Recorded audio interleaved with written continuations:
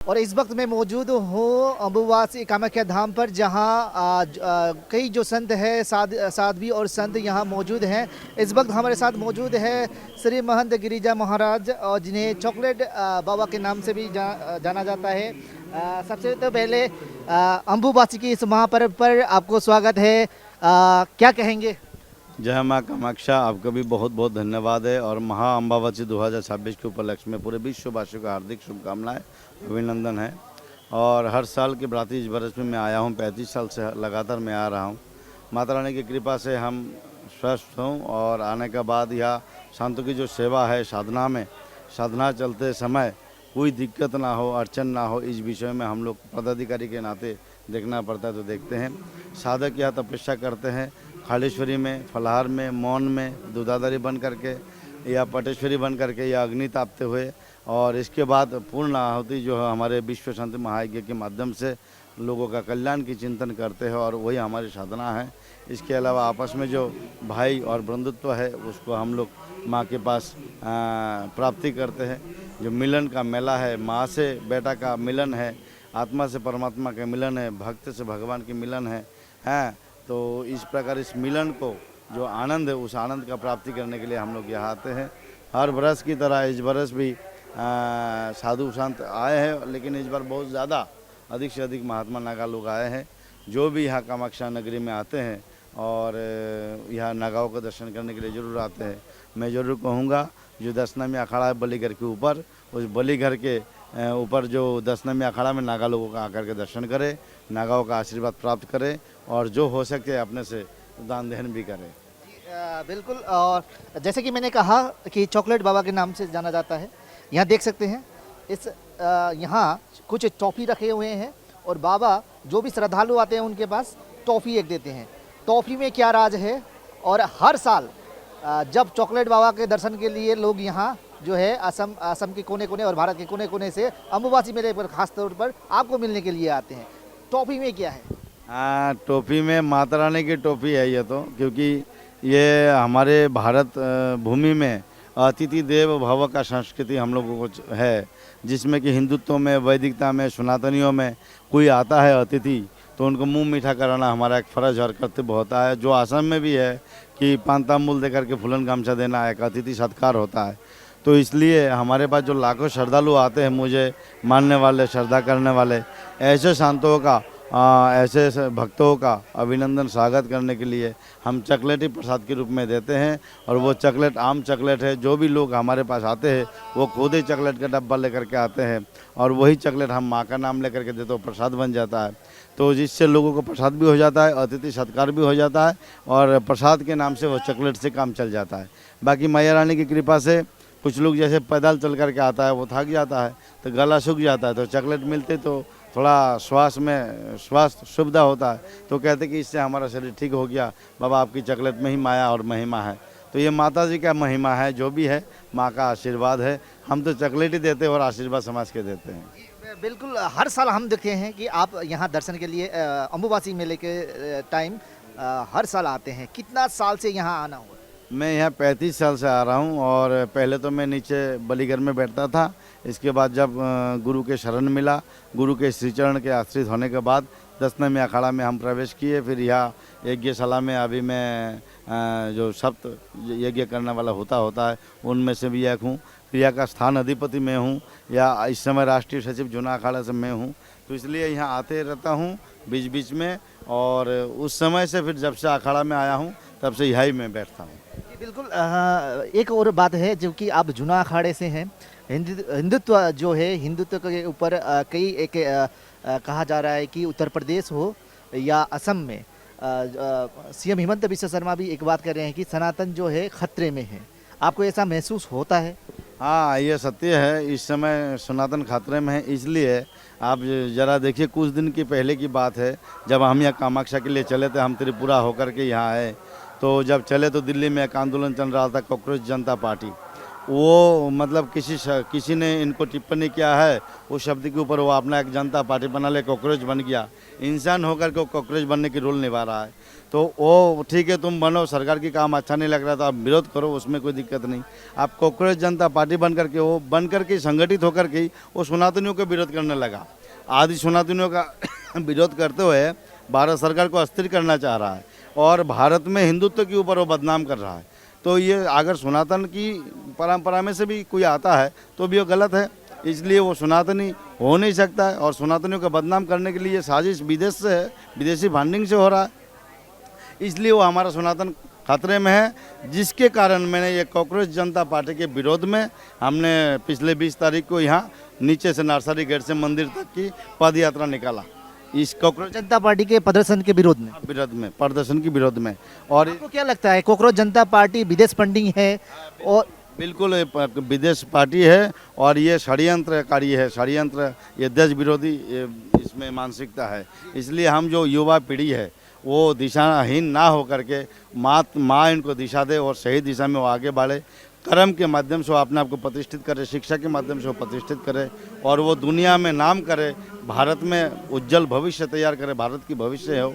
तो ये कॉकरोच जनता पार्टी के विरोध में हमने भी एक एसपीपी पार्टी का घोषणा किया। अर्थ क्या है? साफ पब्लिक पार्टी, यानी जो साफ है पब्लिक साफ बन जाएगा और ये कॉकरोच को खाते रहेगा, क्योंकि पब्लिक के इंसानी कॉकरोच बन गया, इसलिए पब्लिक साफ बन जाएगा। तो ये सीजेपी बना और हमारा एसपीपी बना। तो ये हम घोषणा करते हैं, ये नागाओं का है, ये शांतों का है, ये सनातन का है। ये साफ बन करके कॉकरोचों को खाएगा तो कॉकरोच खत्म हो जाएगा। जो दिशाहीन है, जो भटक रहा है, जो देशद्रोह है, जो अपराधी मानसिकता वाले है, वो खत्म होगा। इसके विरोध में ही हमारा ये मुहिम है। दूसरा, ये नतिष्ठ को चिकन नेक कहा जाता है। ये जो गलत शब्दों से हमारे नतिष्ठ को तोला जाता है, इसके भी मैं विरोध करता हूँ। या तो सिलीगुड़ी करोड़ कहे, नहीं तो भारत की मुकुट कहे, नहीं तो मयूर का पंख बोले।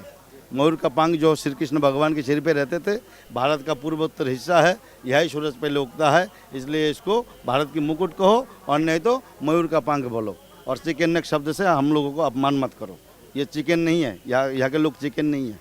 तो ये गलत शब्दों से तुलते हैं विदेशी अशुभ शक्ति। इसके विरोध में हम माँ से प्रार्थना कर रहे हैं ताकि अपराधी शक्ति दमन हो और सब में आपस में भाईचारा भी हो और सबको समबुद्धि भगवती दें।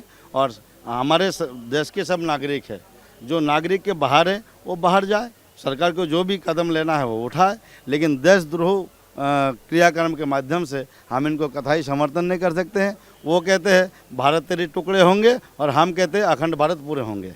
ये तो कॉकरोच जनता पार्टी के कॉकरोच जनता पार्टी प्रोटेस्ट में भी ये गुंज, इसीलिए तो हम कॉकरोच के विरोध में खड़े हो गए। हम पहले तक चुप रहे, अभी तक कुछ नहीं कहा, पर हमने देखा पहले तो ये सनातन धर्म की विरोध कर रहा है। कॉकरोच बन करके पूरे भारत से 2-4 लोग गया, 300 आदमी गया कि 500 आदमी गया कि 3000 लोग, बोले 22 मिलियन लोग आया वो फॉलोअर्स है। अरे फॉलोअर्स तो कहने के लिए हम एक बात बोलते तो 5 करोड़ लोग देखते हैं, मिलियन क्या होता है? हमारा एक बात जो करते हैं आपके टीवी के माध्यम से वो 22 करोड़ लोग देखते हैं और इनका मिलियन फॉलोअर्स है। चलो अच्छी बात है, मिलियन फॉलोअर्स है। तो ये जाकर के वहाँ जंतर मंतर में बोलने लगा, सनातन के विरोध में बात करने लगा और भारत तेरे टुकड़े होंगे, है नहीं? तो इसलिए हमने कहा अखंड भारत पूरे होंगे और सनातन की जय जयकार होगा। तुम रोक नहीं सकते हो इसको। हम सब नागा लोग या शांत लोग या राष्ट्रभक्त लोग इसको बलिदान देकर के रोकेगा ही रोकेगा। जो उत्तर प्रदेश के मुख्यमंत्री है योगी आदित्यनाथ, उन्होंने बोला कि जो बटेंगे वो कटेंगे। बटने वाले में से कॉकरोच जनता पार्टी भी है क्या? हाँ बिल्कुल, बटने वाले से कॉकरोच जनता पार्टी है और जुड़ने वाले में से हम सब साधु संत हैं और हम लोग जुड़ते रहेंगे। वो जनता पार्टी कटेंगे? हाँ, वो काटेंगे, वो काटने वाले हैं, क्योंकि वो हमारे सनातन का अपमान किया, हमारी मानवता को अपमान किया, हमारी सभ्यता का अपमान किया, हमारे देश की खतरा पार्टी है वो, इसलिए इसको हम लोग स्वीकार नहीं कर सकते। 35 साल से आप यहाँ आ रहे हैं, माँ की दर्शन कर रहे हैं। एक बात पूछना चाहूँगा, 35 साल से पहले जब आए थे यहाँ, उसके बाद 35 साल बाद आज आ रहे हैं, तो क्या परिवर्तन देखा हिमंत बिस्वा शर्मा सरकार में? क्या परिवर्तन? बहुत रात और दिन की परिवर्तन, यानी रात अभी दिन हो गया है। अब यहाँ आसाम में अंधकार नहीं है, रात नहीं है, हमेशा दिन रहता है। दिन में यानी स्वर्ग में रहता है। पहले हम लोग जब आया, हमारे गुरु पीर यहाँ पैदल आते थे, फिर रास्ता बनने के बाद हम आए, लेकिन ये मंदिर ग्राउंड में कच्चा ही था, मंदिर ग्राउंड में कच्चा ही था। हम लोग यहाँ महीनों महीने रह करके तपस्या किया और माँ का थोड़ा सा प्रसाद लेकर के हम जीवन गुजारा करते थे। और उस समय से आज तो सोने में सुहा हो गया। और ये तीसरी बार बीजेपी सरकार है, दूसरी बार हेमंत बिश्व शर्मा जी की सरकार है। इनको स्वागत अभिनंदन करते हैं हम संतों की समाज से, और हमारी संतों के आशीर्वाद से वो आज मुख्यमंत्री बने, ठीक है नहीं। तो इसलिए हम इनको धन्यवाद देते हैं। और आसाम के नीतीश को हिंदू हृदय सम्राट है, और ऐसे चाहते हैं कि वो भारत में भी ऐसे प्रभावशाली एक नेतृत्व वो दे सके, ऐसा हमारी भावना है। और यहाँ अधिक से अधिक विकास हो, क्योंकि विकास की ज़रूरत है। जो लोग विकास को स्वीकार नहीं कर सकता, मान नहीं सकता, इनकी सोच विचार संकुच है नहीं, छोटा सोच विचार है। इसलिए विकास की ज़रूरत है। बड़ा से बड़ा कॉरिडोर चाहिए जो भारत में अभी तक नहीं बना। हम चाहते हैं कि कॉरिडोर खाली ये पर्वत के ऊपर नहीं, यहाँ की कॉरिडोर एयरपोर्ट से लिंक होना चाहिए, ऊपर से फ्लाईओवर से सीधा यहाँ आना चाहिए, बीच में नहीं उतरना है। ये रेलवे स्टेशन से सीधा यहाँ आना चाहिए। कॉरिडोर ऐसा बने। हम आपके माध्यम से सलाह देते थे सरकार को। सरकार के आदमी हमारे पास आया नहीं कि कैसा ब्लूप्रिंट है इसका बनाया कॉरिडोर का। कह रहा है यहाँ के लोग कुछ विरोध कर रहा है, और सरकार चाह रहा है बनेगा तो बनेगा। बनने के साथ में हम लोग है, पर हमारा साथ में जोड़ने का ये है, एयरपोर्ट से सीधा फ्लाईओवर माता जी का मंदिर, और रेलवे स्टेशन से सीधा फ्लाईओवर माता जी का मंदिर। तो रुपये भी हम चाहते हैं। रोपवे का बात तो कर रहे हैं। और एक बात, हेमंत शर्मा सरकार जो कह रहे हैं कि आगे घोषणा पत्र में भी उन्होंने कहा था कि सनातन जो है असम में खतरे में है। आपको ऐसा लगता है, 35 साल से आप यहाँ आ रहे हैं, क्या ऐसा लगता है कि सनातन जो है अभी खतरे में है? खतरे में पहले से भी था, आज भी है, आगे भी संभव तो रहेगा।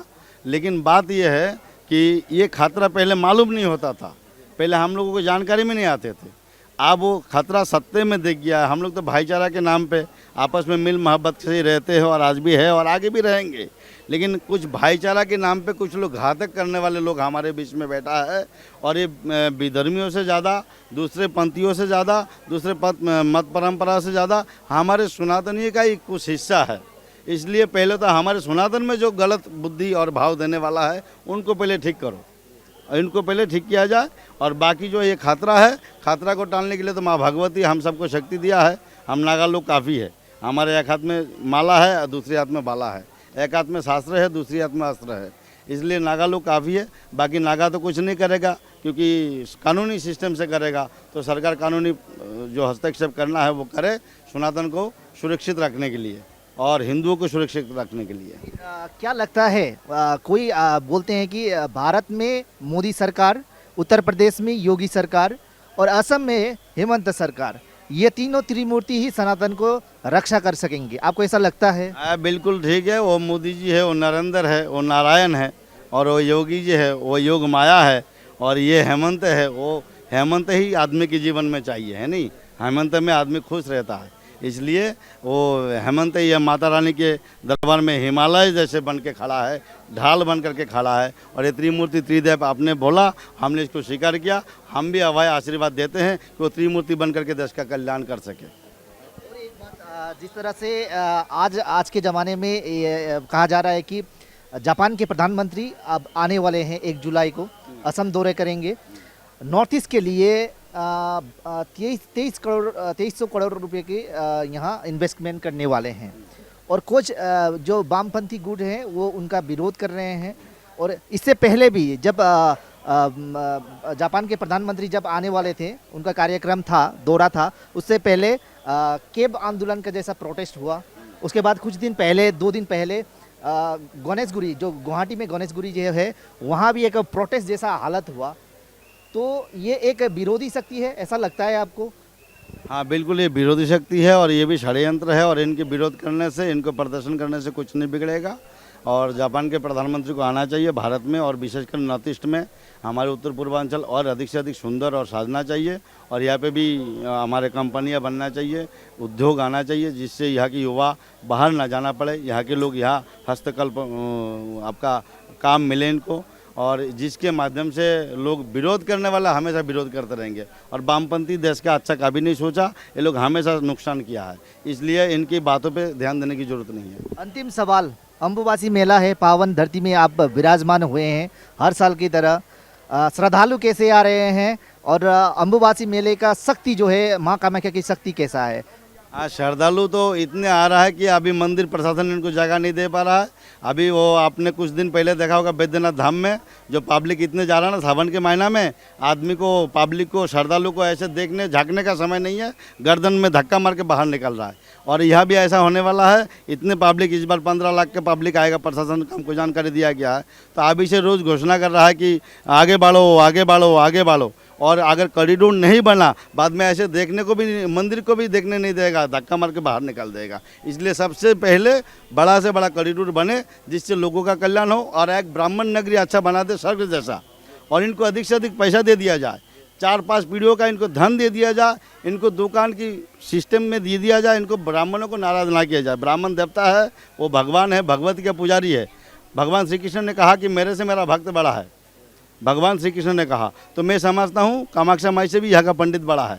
इस पंडितों को इतने खुश किया जाए, इतने खुश किया जाए कि और दुनिया में इतने खुश कोई हो ही नहीं सकता। इसलिए इनके लिए अलग से नगरी बसाया जाए, इनके लिए अच्छा से अच्छा बंगलो बनाया जाए, इनको अधिक से अधिक धन दिया जाए, और इनके पीढ़ी दर पीढ़ी कमा सके किसी माध्यम से, दुकान के माध्यम से, बिजनेस के माध्यम से, पूजा के माध्यम से। वो सिस्टम पहले इनको समझा दिया जाए। कोई दिक्कत नहीं, वो विरोध में नहीं है। ये तो चिंता में है ना कि हम क्या करेंगे, हमारा कैसे चलेगा। वो चिंता को दूर करो ना, कोई दिक्कत नहीं है। तो चिंता को दूर करके इतने बड़ा कॉरिडोर बने। भारत में ऐसा कॉरिडोर आज तक बनाए नहीं, कन्याकुमारी से लेकर के, चाहे वो सोमनाथ से लेकर के, चाहे वो बनारस से लेकर के, चाहे वो जहाँ जहाँ पर भी कॉरिडोर बनाना, एयरपोर्ट से भी बड़ा कॉरिडोर यहाँ बनना चाहिए, ताकि यहाँ लाखों की संख्या में एक साथ में प्रणाम कर सकते, दर्शन कर सकते, नमन कर सकते, जिससे यहाँ के लोगों का आमदनी बढ़ेगी, आवक बढ़ेगी। हम लोग आपके मीडिया के माध्यम से लोगों को आह्वान करके लोगों को यहाँ भीड़ बढ़ाया। पहले लोग आते नहीं थे, अखाड़ा तो छोड़ो, मंदिर में लोग नहीं मिलते थे। आज इतने लोग हो रहा है, 500, 5000, 5 लाख लोग रोज हो रहा है। तो ये तो हम लोगों के आह्वान पे। यही था ना आसाम का बदनाम कि आसाम में जो जाते हैं वो गायब हो जाता है, यही बदनाम था। हम लोगों ने कहा नहीं, गायब कुछ नहीं होता, यह कोई तंत्र मंत्र नहीं है, कोई बिल्की नहीं है, कोई जादू नहीं है, कोई जूठा नहीं है। जो भी आता है माँ का मंदिर प्रत्यक्ष में है, दर्शन करो, आशीर्वाद लो और जाओ घर में। आप देखो इतने लोग आ रहा है तो रहना और आना जाना कठिन हो गया। तो इसलिए यहाँ जितने पब्लिक आएगा, लोगों का एक एक कमरा आज जो है 5000 7000 रुपया पर डे को मिल रहा है, उस समय 20000 का एक कमरा हो जाएगा। फ़ायदा ही तो होगा ब्राह्मणों का या पंडितों का या होटल वालों का। दुकानदारों का बिजनेस ज़्यादा होगा, 100 रुपये का प्लेट 200 रुपया 300 रुपया हो जाएगा। जैसे फ्लाइट में जो है कॉफ़ी हमको नीचे में मिलता है 10 रुपया में, वही कॉफ़ी हमको फ्लाइट में ऊपर में मिलता है 100 रुपया में। तो ये फ़ायदा होगा ना भाई, ऊपर में आए हो तो 100 रुपया में खरीदो, लोग भी आराम से खरीदेंगे। तो यहाँ के लोगों के लिए बहुत ज़रूरी है कॉरिडोर बनना, जिससे विकास होगा, लोग आएंगे, सुविधा मिलेगा, और ज़्यादा से ज़्यादा लोग आएंगे तो यहाँ के लोगों को, पंडितों को ज़्यादा आवक होगा। ये समझाया जाए ना, ये वास्तव को आगे लाया जाए। इसलिए इस विषय में हम माता रानी से प्रार्थना करते हैं, निर्विघ्न रूप से कॉरिडोर जल्द से जल्द बने, अधिक से अधिक लोग आए और ब्राह्मण देवताओं का भी भला हो।